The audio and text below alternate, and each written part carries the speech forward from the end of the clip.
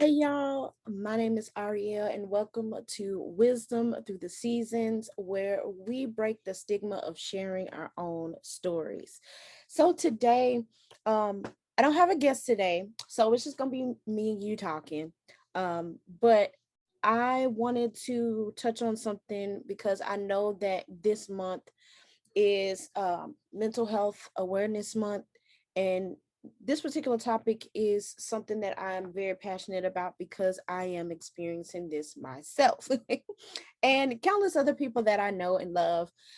Mental health is a topic that should not be taboo. It should not be something that we are afraid to talk about, or that we feel like it should be something that's downplayed. So I did not want to let this month pass without touching on mental health awareness. So, as you guys know, if you don't know me, I am very transparent about my mental health story and my journey, and I'm trying to be more open about it. Um, to be honest, maybe this past year, a couple months, I've been really like MIA, and I would feel bad about like sharing content, sharing things that I was passionate about. And then it was like I would go ghost. And I honestly I hated that. I felt like I wasn't being consistent. I felt like I wasn't doing enough. I wasn't, showing like, my online presence, brand, all of that stuff. I was so overwhelmed by that. And so I watched there was a video that I watched that really helped to break that stigma, that hold on me. And I'm gonna have to find it and I'm gonna have to share because it really was profound. But basically this person was talking about when you are when it's a part of your character to take breaks, and there's nothing wrong with taking a break when your mind needs it or your body needs it. And that really made me feel so much better.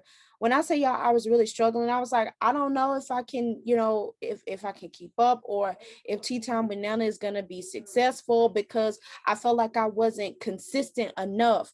But the analogy that this woman gave was, okay, so she was explaining how when racers race in a vehicle, NASCAR racers racing in their cars, and she was explaining that every few laps they have to go to a pit stop, and they have to get like the checkups on their cars. And I remember feeling so waiting, and after she gave that analogy I felt lighter. She said that when they don't feel bad when they have to stop at their pit stops, and they have to get their tires checked and all of that. So why should we feel bad about when we need to take breaks? Why do we feel bad when we need to take a pause or to get quiet? That's something that should be a part of our daily routine, and the fact that it's not, that's the unsettling part about it. So today, I wanted to talk about what is in your arsenal. So I have my notes because I don't want to forget certain things that I specifically wanted to talk about. So I have notes. Okay, so what's in your arsenal pertaining to mental health in general? It is important for us to have an arsenal. So I'm very big on understanding what things mean, breaking down definitions so that we can get a better understanding and awareness of what something means. So the definition of arsenal, I have two. So the first one says a place where weapons and military equipment are stored and made. Then the second definition is an array of resources available for a certain purpose.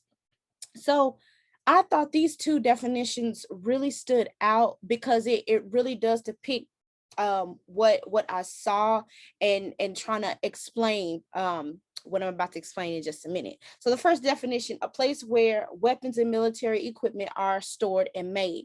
So if you guys haven't noticed, I know I'm not the only one that's noticed this, but the month of May um has been very oppressive. There's been so much that has been going on this month that it seems like, okay, at this point, we just gonna be numb to it. But we have the shootings that's been happening, especially in New York and Buffalo. We have the shooting that took place in California and Laguna, and we have the shooting that took place in I want to say Wisconsin, and then here in Texas we had a string of shootings that happened here in Dallas and also in Houston. So anytime that I hear news like that, I internalize it, and I get filled with anxiety, and I just want to shut down. It feels um like I'm watching like a 4D movie, but I'm feeling it. So a lot of times I have to turn like the news off. I have to shut it out because I can't handle all of the things that are going on and that are happening, because I'm going to internalize it. So we have to know that with mental health, and with protecting our mental health and making sure that it grows and it's strong and it's healthy, we have to know that there's going to be warfare. Like, warfare is going to come, warfare is going to happen. That is something that we cannot be naive about, we cannot be in denial about. We can't be like, oh, everything is just going to be fine, like God is going to take care of everything we need. He is, but also he says that we should not, he doesn't want us to perish for lack of knowledge. So we need to already know and expect that warfare is going to come. Now, warfare doesn't always mean that it's going to be somebody's going to try to kill you or take you out. Warfare could be the things that are going on in your mind. The atmosphere could feel heavy. It could be somebody trying to get on your nerves. It could be so many different things. Warfare is not just pertaining to just death or physical death, but warfare is also the challenging of your mind, the challenging of your thoughts, the challenging of your spirit. So we have to understand that warfare is going to come, and that we're going to have seasons of warfare. So in us understanding that, we have to always keep a good arsenal with us. So an arsenal of tools that we should have when warfare does come, to try to combat our minds, our mentalities, our mental state. And then also an arsenal for um day-to-day resources, an arsenal for to store up. So when that season does come, or when warfare does happen, we already have our toolkit or our arsenal to utilize when warfare comes. So with that, how can we get or have a strong arsenal? So I have 4 tips. So I do not believe in being long-winded, so I'm going to try to make this short and sweet and to the point. Okay, so the first tip is, like I said, you got to understand that warfare is going to come. We cannot be naive about it. We cannot just kind of close our eyes or shut down to it, hoping that it's going to go away. But we need to expect that warfare is going to come, um, especially in the day and the times that we're in. Number two is, we have to understand the times and the seasons that we're in, and that's going to take time, and that's going to take dedication and growth. But individually, there are things that are happening in the world, there are things that are happening in our country, there are things that are happening in our state. But individually, there's also, we operate on times and seasons individually. So we need to understand what time that we're operating in, and what season God has us in. Because if you know that, if you have knowledge and understanding on what time and season you're in, then that's gonna also help you understand what you need to have in your arsenal for that season. Every season is not going to require the same amount of tools that that that you're going to need. So what you may have used in a previous season, you might not need to use those set of tools for this season that you're in. So for me, honestly, this is something that I am going through right now. So I was going through a season where trying to prepare for my candle launch, and trying to rebrand my website, and really trying to do wisdom through the seasons. It's a whole lot of new things that are happening for me, and I am, like I've always said, I am an introvert with extroverted qualities. And to be constantly researching and showing my face, and going deeper and sharing other things that I've never shared before, having an online presence, all of these things are new, and to be honest, they are overwhelming to me. So typically what I would do is, in my arsenal, I would shut down.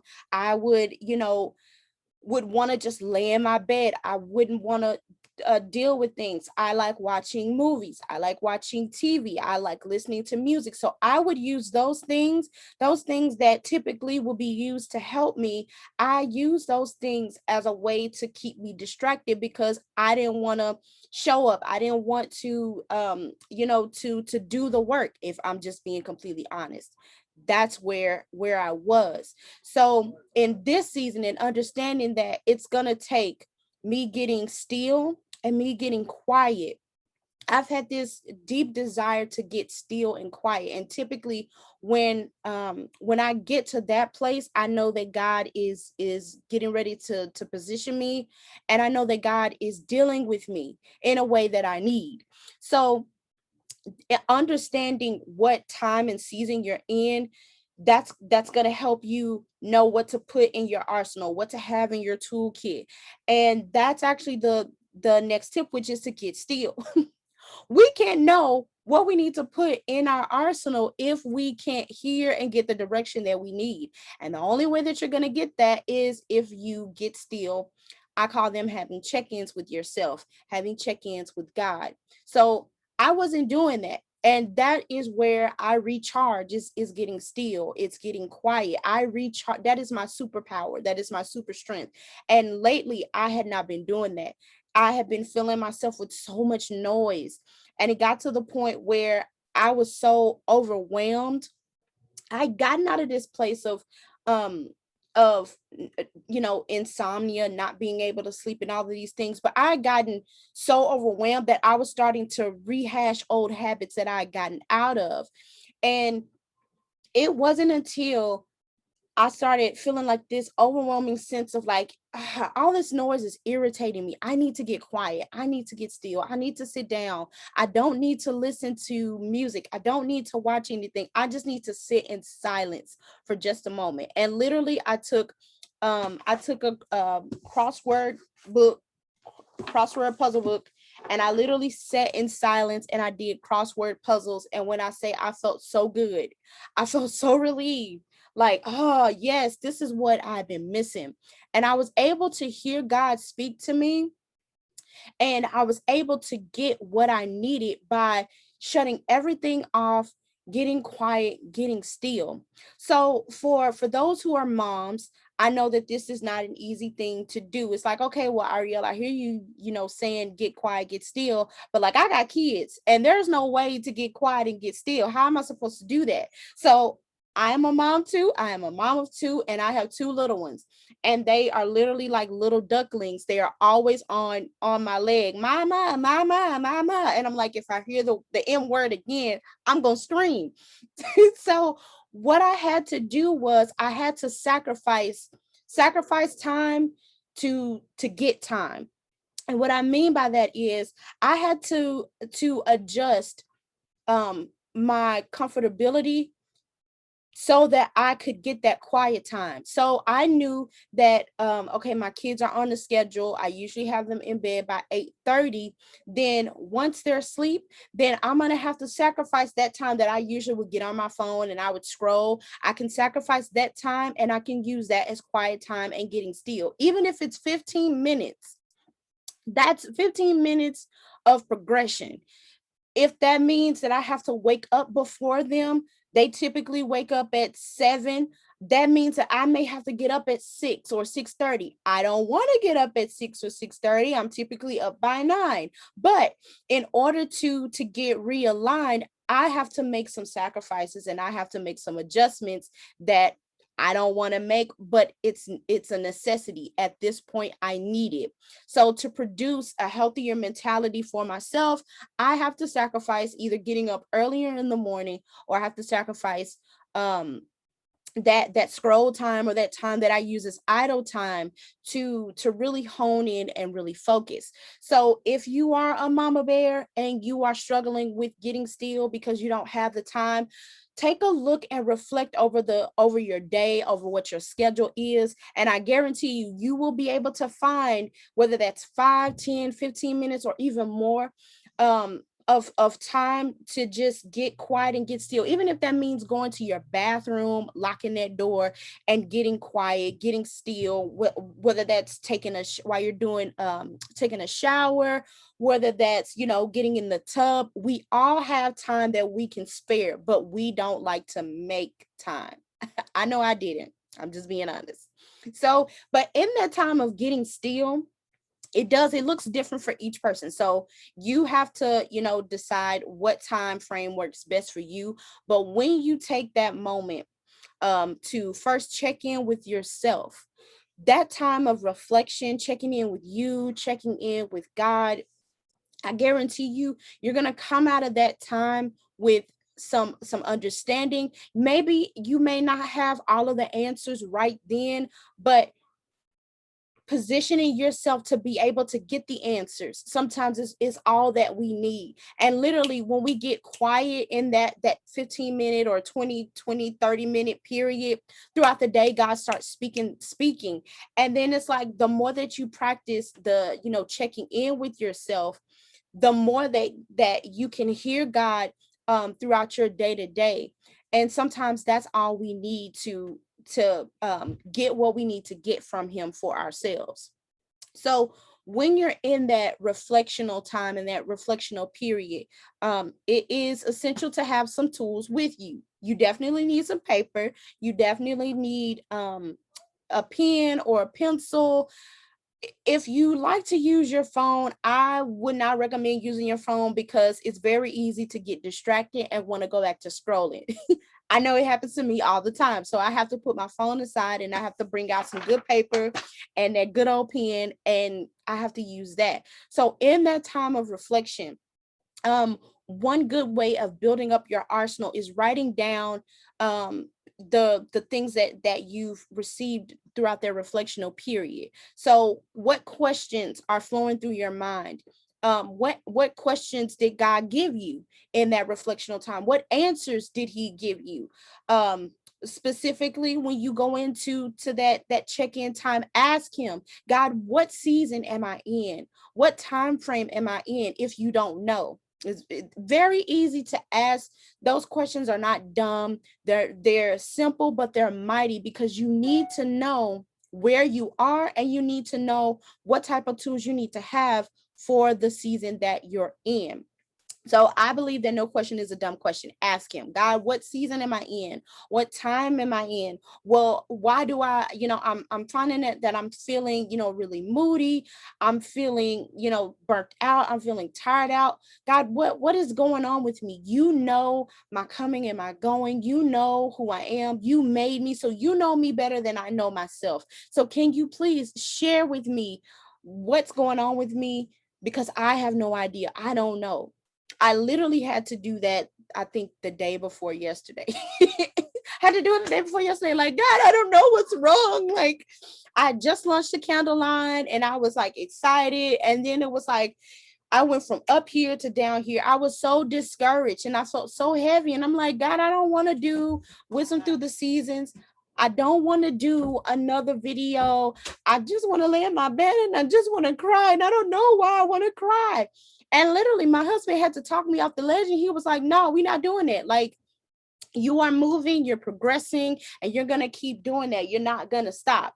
So sometimes having that, asking that question of God, what season am I in? Where am I? I'm feeling overwhelmed. I don't know what these feelings or these emotions are. God, please, can you show me? Can you guide me? So a good scripture to help with this is Psalms 19:7.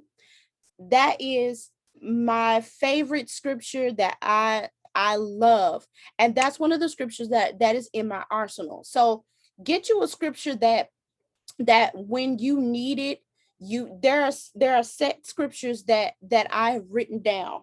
Let's see if I can find it. Literally, I had to make sure I wrote down certain scriptures and I have them categorized for what I need them for. Literally, this is my arsenal. So I had to write scriptures that would help to combat the time and season that I'm in. So I am growing. I am learning how to really take care of myself and not just take care of those that I love. And this is a hard space for me to be in. I'm just going to be honest. I don't take care of myself well. I typically put other people before me, and then my needs, I'm typically burnt out at the end because I'm not looking out for me. Now, I'm not saying like my husband doesn't take care of me. He does a great job of that. But I would spend, like, if I had money to spend for myself to take care of me, let's say to, buy clothes or to buy to invest in my business, or to invest in getting my hair done. I will struggle with, okay, well, do I spend this for myself? Versus if it's something for my kids, or if it's something for my husband or my mom or my family, I don't have a problem with doing it. And this is something that God has made me aware of in my quiet time, that I need to work on and I need to change. And when I got out of my check-in with myself, one of the things that I realized was that my perception of me was skewed. So in order for me to change that, I have to replace those lies and the things that I believed about myself, these damaging principles. I had to change them out with something else. So what is going to be um, in your arsenal to help you? You are aware that you don't want to continue on in this journey of entrepreneurship, but God is calling you to it. So Ari, what are you going to do? You are aware that you are an introverted person with extroverted qualities, but you're afraid to fully show up. So what tools are you going to use to help get you out of that space and to help you be victorious in this particular fight of warfare? Because that's what it is. So literally, the scriptures that I have morning scriptures to help me throughout the morning, to help me focus, to help me be intentional about setting my morning. This is something that I'm working on, because I said I don't like getting up at 6 in the morning. I'm a 9 a.m. girl, but still trying to set those standards for me has been a little difficult. Okay, so then the next thing I have, which is being intentional about my time. So I literally can waste time. I can be wasteful with my time. So God is teaching me how to use my time well. So I have scriptures to help me focus. I have scriptures to help me understand that my time is precious, and that God has given me this time to be able to fulfill his purpose or to enjoy his good pleasures, and I need to utilize his time well. Then I have scriptures for vision setting. So because I have been in this battle with depression and anxiety, I lost all vision. I lost all hope for having a vision. So it literally was like I had to start from the ground up. Depression definitely will skew and will try to level out your vision to the point where you feel like you can't remember, like, God, why am I doing this? What was the point? It will rob you of that. So for me, I had to find scripture that would help me to get back into that mindset of setting out the vision, setting out, God's goals and his plans for my life. And what does that look like? I can't just think about it in my mind. I need to be able to see it. So I have scriptures for that. Then I also have like a little affirmations that I say to myself about me. I have affirmations that I have for my business, and then I have truths, affirmations or truths that I say concerning my family, because they're also a part of my purpose. So this literally is my entire arsenal for my mind, for my mental state, for my spirit. And Also, what I have in my arsenal, because I know that the warfare of going through depression and anxiety has been very hard on me. I also have like different workouts. Like I created a playlist for workouts to help circulate blood flow, circulation. I feel clearer after I work out. Then also I'm working on like my eating habits. So um this is what I have in my arsenal during this season. So I was able to learn all of this from literally getting quiet and getting still, and checking in with myself and with God. So, and I've seen a difference. So take that time, sacrifice that time, whether that's during the morning or the afternoon or at night when you put your kids to sleep. Sacrifice at least 15 minutes to just starting the principle of getting quiet, getting still, checking in with yourself, and then check in with God, because he definitely has a lot to share with you. Okay, the last tip, this one is a big one. Saying no. Saying no will preserve and keep you out of mental danger. Mental danger, stranger danger. So this is something that my mom and I, we talk about a lot, because it is very hard that as believers, I think that there's been like uh, this weird stipulation that we have to say yes every time somebody asks us something or requests something of us. We always have to say yes all the time. We can never tell them no. If we tell them no, it is a sin to tell them no. Like there is like this unspoken rule that somebody just etched at the bottom of the Bible. Like if you say no, you go in hell and it's a sin. Let me just go ahead and assure you that if you tell somebody no, that's biblically correct. So literally scripture says, Jesus said it himself, let your yes be yes and let your no be no. That is a sign of having a clear mind. That is a sign that you are not double-minded, but it also preserves your mental state from mental danger. Sometimes we can say yes to all the wrong things, or it could be the right thing, but it could be something that is not for you. Sometimes when we are so quick to say yes, it could be God is trying to protect you. It could be something that may he knows that may overwhelm you, that might overwhelm your environment, that might overwhelm, your family or your kids, or might pull you away from something that God is having you build. Whatever it is, sometimes when God unctions us to say no, it's not because like, oh, you're being mean, or oh, you being fake because you don't want to help. No, sometimes God will unction us to say no to keep us out of mental danger. Because again, he knows us and he knows what would overwhelm us. He knows what would take us over the edge. So if you are having a hard time with saying no in your quiet time, in your check-in time, ask God to help you grow confident and have discernment in when you need to say no and when you need to say yes. Um sometimes he will lead you to say yes, and it's great, and you have the second win to be able to do it. But sometimes saying no is going to preserve your mental state. It's going to preserve you from literal mental danger, because sometimes we don't know what avenues the enemy, he's crafty. So sometimes he'll try to plant systems, and he'll try to plant seeds to keep us in that mental oppression. So when the Lord is moving you to say no.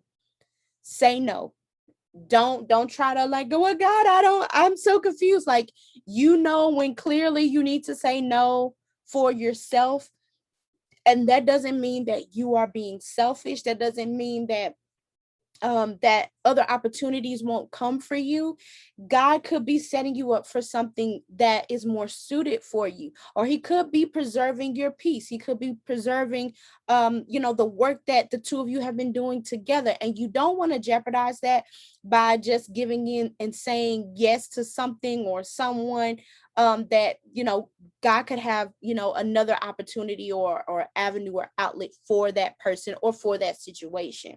So make sure that you take the time to really reflect on what you're eating, what are you listening to, because literally what we're taking in, whether that's what we're watching, what we're hearing, and it doesn't necessarily have to be music.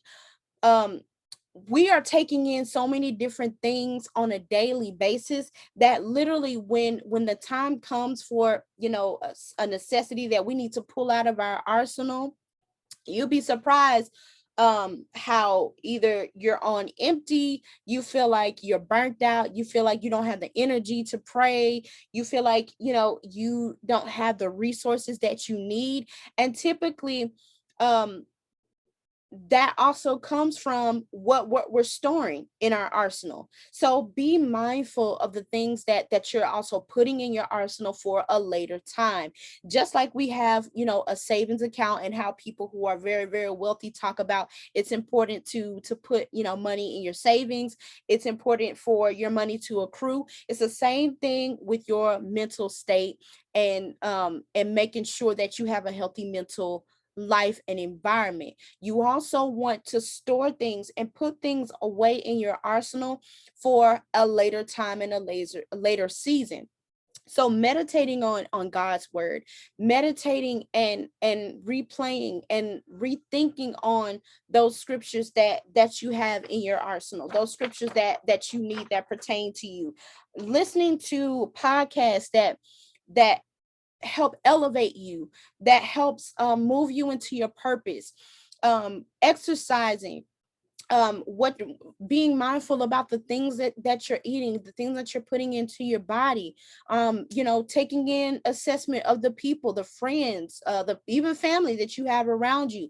All of those things are essential for your arsenal that you're going to need at a later time. So I hope that these tips helped. I hope that this episode was helpful. I pray that God will give you the wisdom. I pray that he will give you the understanding to be able to discern the time that you need to check in with yourself, that time that you need to devote to him. I pray that God will give you the download of knowledge, the download of wisdom about you that you don't know, that he will reveal those hidden mysteries about yourself. And I pray that God will give you the arsenal tools for the warfare, if you're going through current or present warfare, if you are not, but I pray that he would also give you the tools that you need for your arsenal for a later time. And I pray that God will give you the understanding in asking the right questions, and in checking in and interpreting yourself and the time and the season that God has you in Jesus mighty name. Destroy all distractions, Lord, so they will be able to hone in and focus on you and what you're saying and what you're communicating to them. In Jesus mighty name I pray. I love y'all, and I will talk to y'all again at a later time. If you are not following me on all of my socials, I will put the information in the description box below. You can follow me on Instagram at TTWN61. Yes, I remembered it. Okay. And then on Facebook at Tea Time with Nana, you can type that in the search tab and everything will pop up. And of course, on my website, I am so excited that I rebranded and I launched my website. So it is up and running. I hope that you guys will go and check that out. I have a brand new collection. It is called the Southern Lights collection, and I'm so excited. This has been like a baby that I pushed out. So I think there's one of the reasons why I've been overwhelmed too.